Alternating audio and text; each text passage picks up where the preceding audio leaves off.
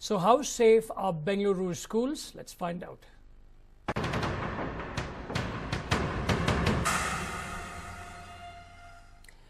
Now, when our correspondent visited Cathdral School, he was stopped by the guard who finally let him inside when our reporter claimed that he was there for an interview. After this, he walked around the campus with no one bothering him. He then walked into the empty restroom. And surely that's a hot spot for a lot of illegal things to happen.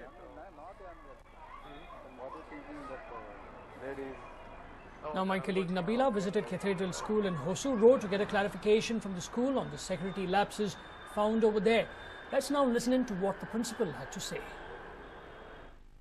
I have with me Isabella Simon, the principal of Cathedral's school. Ma'am, can you tell us, I'm sure you would have watched the clipping we carried out a reality check in your school premises, and we found that both our correspondents were allowed to walk in and out freely without verification or checking. What happened? I think it's one of the very stray incidents and a stray day where the interviews were to be conducted for teachers, and also that was the cultural fest for the PU department.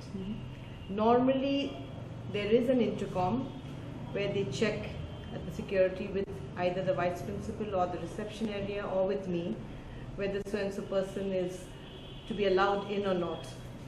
But the storms had undone the wires, so I think that day he may not have been that vigilant, in the sense that because so many vendors were coming in, so many teachers were coming in, so many makeup people were coming in, I think on that part he slackened a little, or something about trust and faith, because never has any untoward incident happened in Cathdral High School.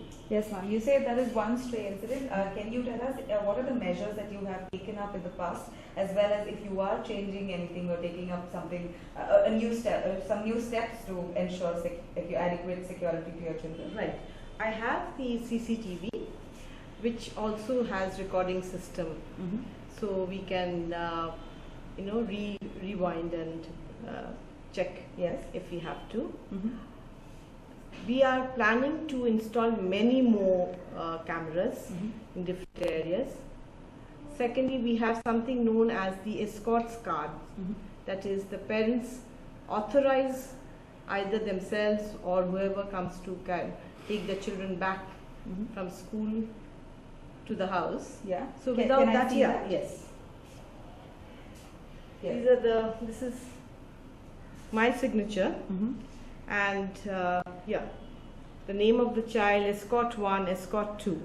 Okay, so if the parents want to send someone else to pick the child up, a small passport size photograph must be provided and an escort card must be made ready. So if they have, if they want to send the third party, a parent's letter or something has to carry with the day before. Right. Visitors pass, can you tell us?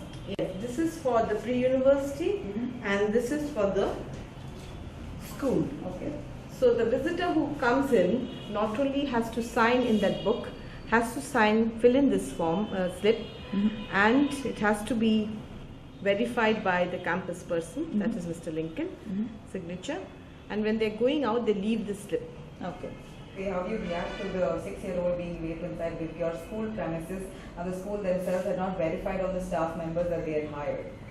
Definitely a background check is very essential for recruitment of any staff, whether it is teaching staff or whether it is non-teaching staff. Recently we had an incident where we have terminated the services of some staff who were not up to the mark where the behavioral pattern was concerned. So that's a major step, because they've all confirmed staff. Act in a certain manner. Can you predict that? I may have the recce of the entire staff and the support staff, but if they act on impulse sometimes, and this kind of physical desires or emotions can be also impulsive. So what we need to do is create awareness among the students, which we've had sessions, create awareness, which I'm planning to have with the support staff, create awareness among the teaching staff. Right.